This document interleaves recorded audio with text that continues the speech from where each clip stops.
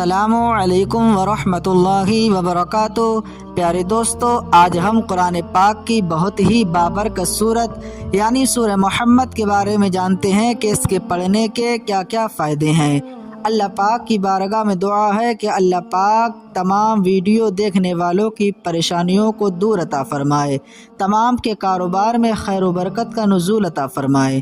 دوستو، قرآن پاک ایسی بابرکت کتاب ہے کہ جس کا پڑھنا، دیکھنا، سننا تمام کے تمام کام عبادت ہیں۔ اللہ رب العزت قرآن پاک پڑھنے کی برکت سے انسان کو بے شمار پریشانیوں سے محفوظ فرما دیتا ہے۔ قرآن پاک کے اندر تمام روحانی و جسمانی بیماریوں کا علاج موجود ہے۔ اللہ پاک قرآن پاک پڑھنے کی برکت سے انسان کی پریشانیوں کو دور فرما دیتا ہے۔ قرآن پاک پڑھنے سے انسان کے کاروبار میں برکتیں ہونے لگتی ہیں۔ دوستو، سورہ محمد ایسی بابرکت صورت ہے، اگر کوئی شخص روزانہ اس بابرکت صورت کو پڑھنے کی عادت بنا لیتا ہے تو اس کی زندگی میں بے شمار خوشیاں آنے لگتی ہیں۔ اللہ پاک اس کی زندگی سے پریشانیوں کو دور فرما دیتا ہے۔ تو دوستو، آئیے اسی بابرکت صورت یعنی سورہ محمد کو سن لیتے ہیں۔ اعوذ باللہ من الشیطان الرجیم، بسم اللہ الرحمن الرحیم۔ الذين كفروا وصدوا عن سبيل الله أضل أعمالهم والذين آمنوا وعملوا الصالحات وآمنوا بما نزل على محمد وهو الحق من ربهم كفر عنهم سيئاتهم وأصلح بالهم ذلك بأن الذين كفروا اتبعوا الباطل وأن الذين آمنوا اتبعوا الحق من ربهم كذلك يضرب الله للناس أمثالهم فإذا لقيتم الذين كفروا فضرب الرقاب حتى إذا أثخنتموهم فشدوا الوثاق فإما منا بعد وإما فداء حتى تضع الحرب أوزارها ذلك ولو يشاء الله لانتصر منهم ولكن ليبلو بعضكم ببعض والذين قتلوا في سبيل الله فلن يضل أعمالهم سيهديهم ويصلح بالهم ويدخلهم الجنة عرفها لهم يا أيها الذين آمنوا إن تنصروا الله ينصركم ويثبت أقدامكم والذين كفروا فتعسا لهم وأضل أعمالهم ذلك بأنهم كرهوا ما أنزل الله فأحبط أعمالهم أفلم يسيروا في الأرض فينظروا كيف كان عاقبة الذين من قبلهم دمر الله عليهم وللكافرين أمثالها ذلك بأن الله مولى الذين آمنوا وأن الكافرين لا مولى لهم إن الله يدخل الذين آمنوا وعملوا الصالحات جنات تجري من تحتها الأنهار والذين كفروا يتمتعون ويأكلون كما تأكل الأنعام والنار مثوى لهم وكأي من قرية هي أشد قوة من قريتك التي أخرجتك أهلكناهم فلا ناصر لهم أفمن كان على بينة من ربه كمن زين له سوء عمله واتبعوا أهواءهم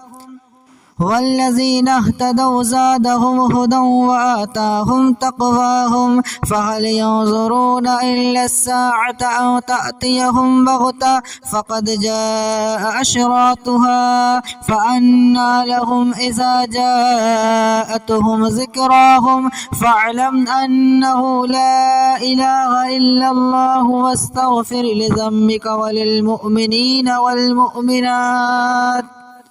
والله يعلم متقلبكم ومثواكم ويقول الذين آمنوا لولا نزل السورة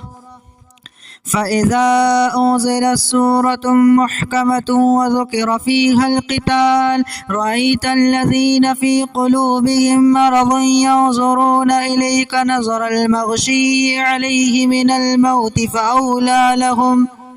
طاعة وقول معروف. فإذا عزم الأمر فلو صدقوا الله لكان خيرا لهم. فهل عسيتم إن توليتم أو تفسدوا في الأرض وتقطعوا أرحامكم أولئك الذين لعنهم الله فأصمهم وأعمى أبصارهم أفلا يتدبرون القرآن أم على قلوب أقفالها إن الذين ارتدوا على أدبارهم من بعد ما تبين لهم الهدى الشيطان سول لهم وأملى لهم ذلك بأنهم قالوا للذين كرهوا ما نزل الله سنطيعكم في بعض الأمر والله يعلم إسرارهم فكيف إذا توفتهم الملائكة يضربون وجوههم وأدبارهم ذلك بأنهم اتبعوا ما أسخط الله وكرهوا رضوانه فأحبط أعمالهم أفلم يسيروا في الأرض فينظروا كيف كان عاقبة الذين من قبلهم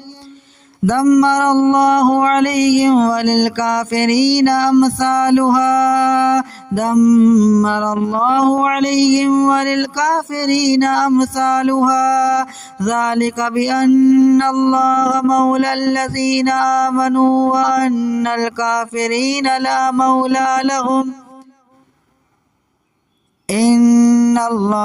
ذلك بأن الله مولى الذين آمنوا وأن الكافرين لا مولى لهم ذلك بأنهم اتبعوا ما أسخط الله وكرهوا رضوانه فأحبط أعمالهم أم حسب الذين في قلوبهم مرض أن لن يخرج الله أضغانهم ولو نشاء لأريناكهم فلعرفتهم بسيماهم ولتعرفنهم في لحن القول والله يعلم أعمالكم ولنبلونكم حتى نعلم المجاهدين منكم والصابرين ونبلو أخباركم إن الذين كفروا وصدوا عن سبيل الله وشاقوا الرسول من بعد ما تبين لهم الهدى لن يضروا الله شيئا وسيحبط أعمالهم يا أيها الذين آمنوا أطيعوا الله وأطيعوا الرسول ولا تبطلوا أعمالكم إن الذين كفروا وصدوا عن سبيل الله ثم ماتوا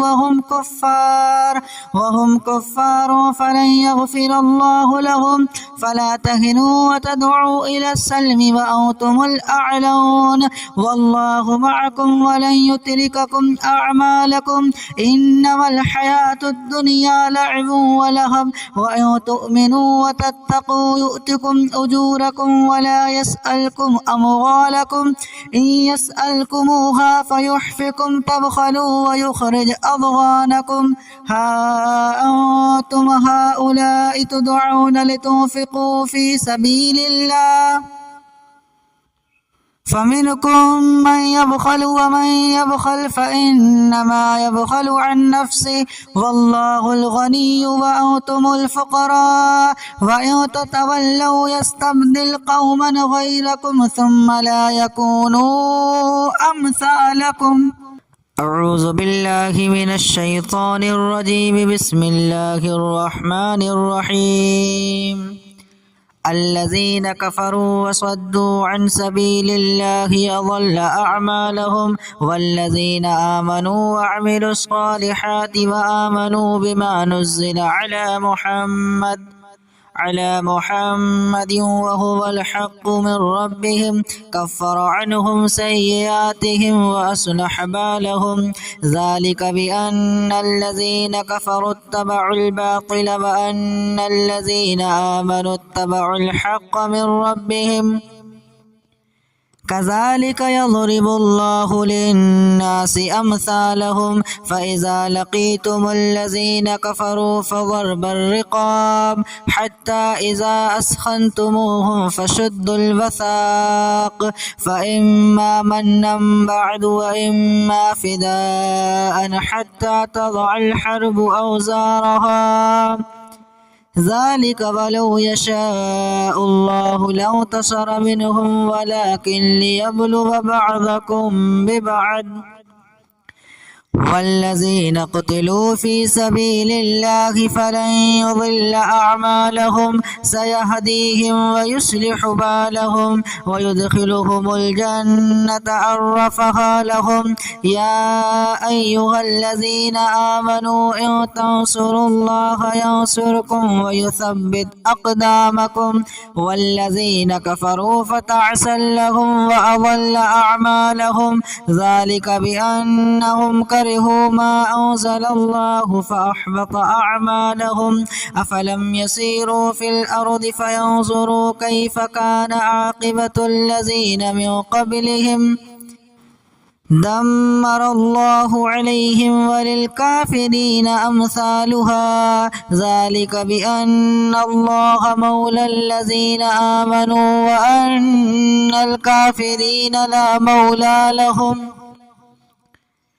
إن الله يدخل الذين آمنوا وعملوا الصالحات جنات تجري من تحتها الأنهار والذين كفروا يتمتعون ويأكلون كما تأكل الأنعام والنار مثوى لهم وكأي من قرية هي أشد قوة من قريتك التي أخرجتك أهلكناهم فلا ناصر لهم أفمن كان على بينة من ربه كمن زين له سوء عمله واتبعوا أهواءهم والذين اهتدوا زادهم هدى وآتاهم تقواهم فهل ينظرون إلا الساعة أو تأتيهم بغتة فقد جاء أشراطها فأنى لهم إذا جاءتهم ذكراهم فاعلم أنه لا إله إلا الله واستغفر لذنبك وللمؤمنين والمؤمنات والله يعلم متقلبكم ومثواكم ويقول الذين آمنوا لولا نزل السورة فإذا أنزلت سورة محكمة وذكر فيها القتال رأيت الذين في قلوبهم مرض ينظرون إليك نظر المغشي عليه من الموت فأولى لهم طاعة وقول معروف فإذا عزم الأمر فلو صدقوا الله لكان خيرا لهم فهل عسيتم إن توليتم أو تفسدوا في الأرض وتقطعوا أرحامكم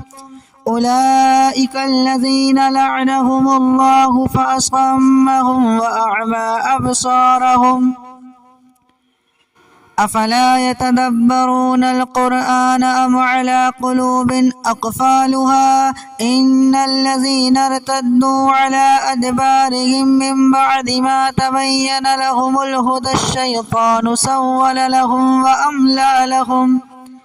ذلك بأنهم قالوا للذين كرهوا ما نزل الله سنطيعكم في بعض الأمر والله يعلم إسرارهم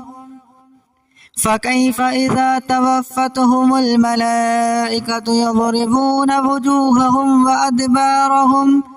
ذلك بأنهم اتبعوا ما أسخط الله وكرهوا رضوانه فأحبط أعمالهم أفلم يسيروا في الأرض فينظروا كيف كان عاقبة الذين من قبلهم دمر الله عليهم وللكافرين أمثالها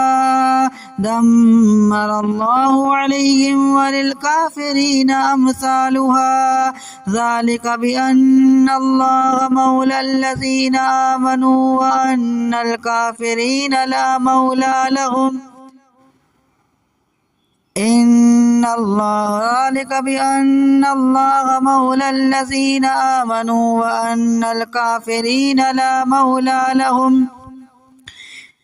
ذلك بأنهم اتبعوا ما أسخط الله وكرهوا رضوانه فأحبط أعمالهم أم حسب الذين في قلوبهم مرض أن لن يخرج الله أضغانهم ولو نشاء لأريناكهم فلعرفتهم بسيماهم ولتعرفنهم في لحن القول والله يعلم أعمالكم ولنبلونكم حتى نعلم المجاهدين منكم والصابرين ونبلو أخباركم إن الذين كفروا وصدوا عن سبيل الله وشاقوا الرسول من بعد ما تبين لهم الهدى لن يضروا الله شيئا وسيحبط أعمالهم يا أيها الذين آمنوا أطيعوا الله وأطيعوا الرسول ولا تبطلوا أعمالكم إن الذين كفروا وصدوا عن سبيل الله ثم ماتوا وهم كفار فلن يغفر الله لهم فلا تهنوا وتدعوا إلى السلم وأنتم الأعلون والله معكم ولن يترككم أعمالكم إنما الحياة الدنيا لعب ولهب وإن تؤمنوا وتتقوا يؤتكم أجوركم ولا يسألكم أموالكم إن يسألكموها فيحفكم تبخلوا ويخرج أضغانكم ها أنتم هؤلاء تدعون لتنفقوا في سبيل الله فمنكم من يبخل ومن يبخل فإنما يبخل عن نفسه والله الغني وأنتم الفقراء وإن تتولوا يستبدل قوما غيركم ثم لا يكونوا أمثالكم